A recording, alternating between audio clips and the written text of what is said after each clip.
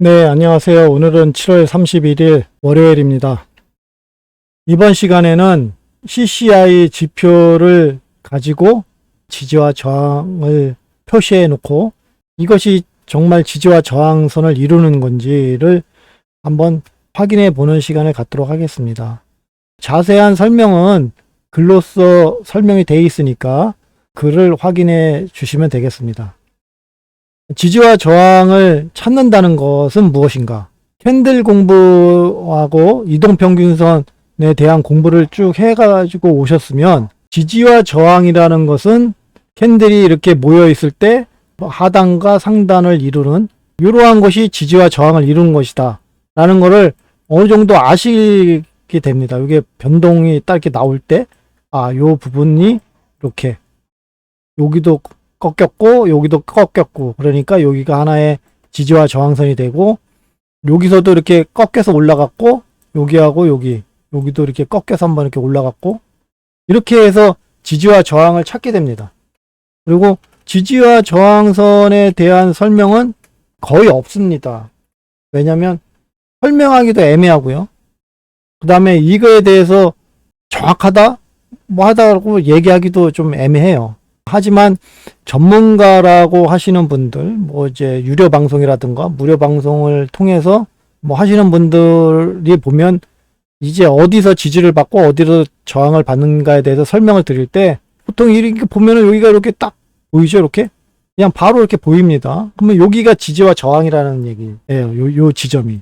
그래서 이 구간에서 이제 변동성이 일어나고 여기서 지지를 받으면 뭐 상승하고 하락한다 이렇게 표시가 되어 있습니다. 근데 이런 거를 보기 위해서는 차트를 길게 봐야 되고 또 여러 차트를 이렇게 돌려서 봐야 됩니다. 왜냐하면 지지와 저항이 일봉 차트에서 제대로 보일 때가 있고요. 주봉 차트에서 제대로가 보일 때가 있고 월봉 차트에서 제대로 보일 때가 있기 때문에 진짜 그러한 그 지지와 저항이 강한 곳을 찾기 위해서는 차트를 계속 돌려서 봐야 됩니다. 그렇게 되면 뭐 하나의 차트만, 그러니까 예를 들어서 지금 비트코인의 차트에 대해서만 나는 거래할 것이다, 다른 차트는 뭐 안 볼 것이다 하게 되면 상관은 없죠. 계속 돌려가면서 보면 됩니다. 하나의 코인에 대해서만 이렇게 보는 거니까요. 하지만 여러 코인을 돌려서 그렇게 다 확인한다는 거는 상당한 피곤함, 그 다음에 돌려보면 돌려볼수록 이제 나의 그 심리적 상태가 자꾸 반영이 돼서 지지와 저항을 계속 엉뚱하게 표시해버리는 이제 그러한 경우가 발생합니다. 뭐 지지와 저항이 뭐 이렇게 기본적으로 이렇게 딱 그려놨으면 여기서도 이렇게 뭐 이렇게 그려놨으면 거기에 대한 이제 해석 방법이 이제 설명하는 방법이 좀 살짝씩 틀려지게 됩니다. 그거는 그만큼 나의 심리적인 피로도가 쌓이면서 해석 방법이 조금씩 이제 틀리게 되죠. 그래서 그러한 것을 방지하기 위해서는 객관적으로 그려지는 뭔가가 있어야 됩니다. 그렇게 되면 나의 피로감, 나의 심리적 상태에 따르는 지지와 저항에 변동되는 것이라든가 아니면 해석 방법을 뭐 다르게 할 수 있는 방법이 이제 그만큼 줄어들게 되죠. 왜냐하면 기본적으로 이게 그려지는 거니까요. 이렇게 기본적으로 그려지는 것도 차트를 돌리면 돌릴수록 이제 지지와 저항하는 분배이 이렇게 딱 틀리게 됩니다. 그래서 나에게 맞는 거래 차트가 만약에 15분봉 차트라고 하면 15분봉 차트를 이제 주로 보게 되지 않습니까? 그러면 15분봉 차트에서 주로 표시되어 있는 이러한 지지와 저항을 보시고 여기서 지지를 받는지 저항을 받는지를 보시고 이제 거래를 하시면 되겠습니다. 일봉 차트 미만인 차트에서는 이 변동성이 짧기 때문에 빠르게 대응하지 않게 되면 이제 좀 약간 위험할 수가 있습니다. 그래서 보통 월봉, 주봉, 일봉 차트에서 표시되어 있는 지지와 저항을 가장 기본적으로 설정을 해 놓으시고요.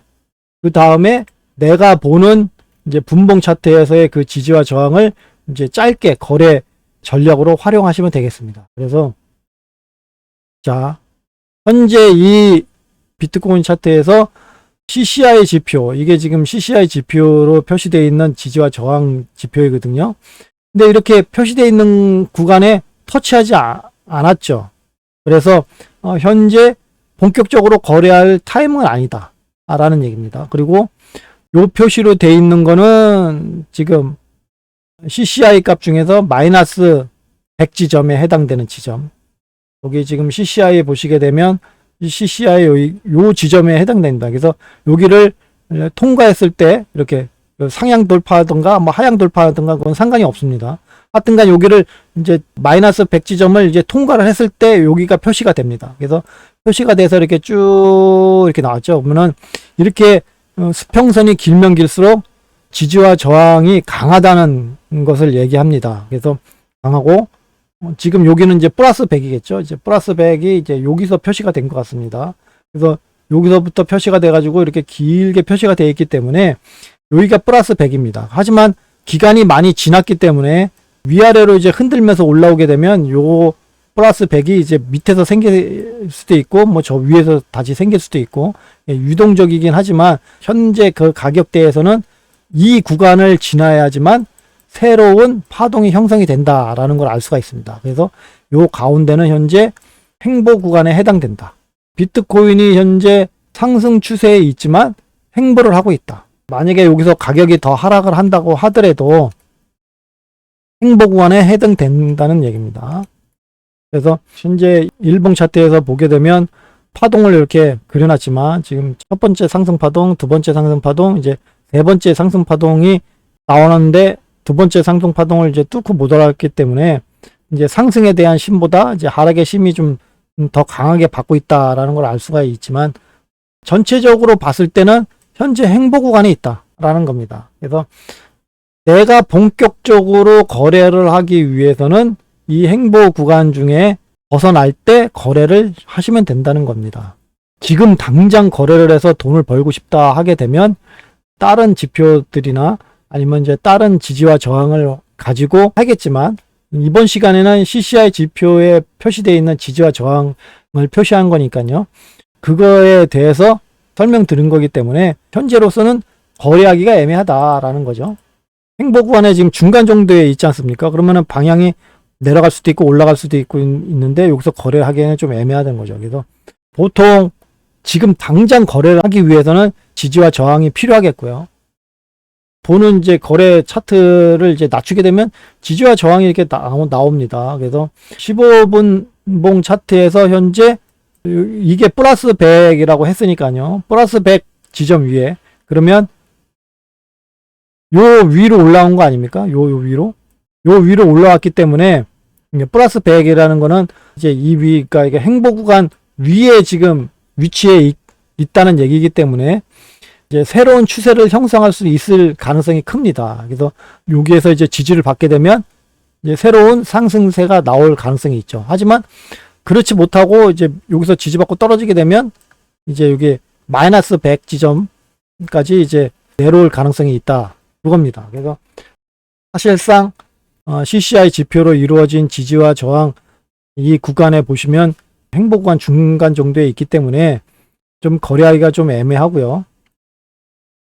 요게 MACD 지표입니다. 그래서 MACD 지표로 만들어진 지표이기 때문에 이 MACD가 이렇게 올랐다가 이렇게 하락했을 때 이 보조 지표로 인해서 가지고 이제 해석하기가 좀 애매하죠. 지금 가격 움직임과 MACD 움직임을 보고 뭐 많이 숙달이 되면 어느 정도 알 수는 있겠지만 사실상 위아래로 이렇게 올려가면서 차트를 돌려가면서 보는 거는 참 사실상 쉽지는 않습니다. 그래서 이렇게 가격 차트에 이렇게 그려놨습니다. 그래서 지금 MACD를 이용해서 이렇게 표시가 되어 있고 MS 시그널 지표 위에 이렇게 가격이 위치해 있으면 이제 상승 추세에 있다는 얘기고요. 이제 이렇게 빨간색으로 이렇게 변하고 이 밑에 있게 되면 하락 추세에 접어들었다는 얘기입니다. 그래서 하락 추세에서 접어들었기 때문에 사실상 거래하기가 애매하다라는 거죠. 거래를 하기 위해서는 가격이 MS 시그널 지표, 그러니까 MACD로 만들어진 이 지표 위로 올라와서 이렇게 지지를 받을 때 그때 매수를 하시면 되겠습니다. 그래서 그때 거래를 세서 위로 올라가는 상승을 먹으면 되겠고요. 얼마만큼 하락할 것인지는 사실상 알 수는 없습니다. 그렇죠? 여기서도 지금 이렇게 내려왔다가 올라왔다가 뭐 터치하는 척하고 또 밑으로 내려갈 수도 있고 아니면 뚫고 올라갈 수도 있고 하기 때문에 확실한 건 알 수가 없습니다. 하지만 얘가 지지를 받는지 안 받는지 그리고 통과를 했는지 안 통과했는지에 따라서 추세는 알 수 있다라는 거죠. 그래서 현재 MS 시그널선 밑에 있기 때문에 하락 추세에 있을 가능성이 있다. 그러면 요 MS 시그널 지표가 이제 저항대가 되는 거겠죠. 그래서 이 저항대를 가지고 어떻게 표시를 할 것인가, 어떻게 대처를 할 것인가라는 거는 이제 이렇게 표시를 하게 되면 이러한 식으로 이제 표시가 나옵니다. 그래서 현재 일봉 차트의 MS 시그널 지표의 이제 M 시그널 지표입니다. 그래서 이제 좀 더 중요한 지표거든요. 그래서 얘가 15분봉 차트에서 여기서 지지를 현재 받고 있는 것 같아서 매수를 하려고 하는데, 일봉 차트의 MS 시그널 지표에 해당되는 M 시그널 지표가 여기 위에 있기 때문에 이게 저항대 아닙니까? 그러면 여기서 매수를 해야 될까요? 하면 안 되겠죠. 여기 저항대가 가까우니까 여기서 매수를 했는데 올라갔다 바로 이렇게 터치하고 이렇게 내려올 수가 있기 때문에 현재로서는 거래하기가 힘들다. 그래서 거래하기가 애매하다라는 겁니다. 그래서 이러한 거를 가지고 내가 지금 거래를 해야 될지 말아야 될지를 결정하시면 되겠고요. 그 다음에 나의 투자 기간에 따라서 저항대를 어떻게 잡아야 될 것인지 이제 그러한 것들을 이제 설정할 수가 있습니다. 지지와 저항을 표시하는 것 중에 가장 중요한 거는 요거 OBV 지표입니다. 왜냐하면 OBV 지표는 거의 만나기가 쉽지 않습니다.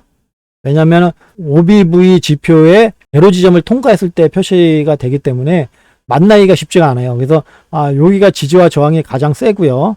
그 다음이 여기 요겁니다. 마이너스 100 플러스 100. 그래서 마이너스 100 지표 CCI가 마이너스 100 지표를 통과했을 때 표시된 지점과 플러스 100을 통과했을 때 나오는 요 지표. 그 다음이 이제 중요한 지표가 표시가 되어 있고요. 다음 시간에 설명드릴 거는 이제 여기 RSI하고 하이하고 로우라고 표시가 되어 있는 게 스토캐스틱 RSI 지표로 만드는 겁니다. 그래서 RSI와 스토캐스틱 RSI로 표시되어 있는 거, 그 지표에 대해서 설명을 드릴 겁니다. 그래서 총 지지와 저항을 표시하는 그런 지표는 7개의 그 지표로 지지와 저항을 표시하게 되어 있습니다. 그래서 지지와 저항을 지금 표시하고 있는 것 같습니까? 이러한 지지와 저항은 객관적인 지지와 저항선이기 때문에 이 지점이 잘못되었더라도 객관적인 판단에 도움이 되기 때문에 유용하다라고 생각을 합니다. 이런 거를 가지고 어떻게 나의 거래 전략에 활용할 것인가를 잘 확인하시고요. 거래 전략을 만드는데 좀 더 많은 시간을 투자했으면 좋겠습니다. 차트 분석에 많은 시간을 투자를 하게 되면 거래 전략을 제대로 만들질 못해서 사실상 그 거래가 실패할 가능성이 크기 때문에 항상 거래 전략을 만드는데 시간을 많이 투자하셔야 되겠습니다. 네, 감사합니다.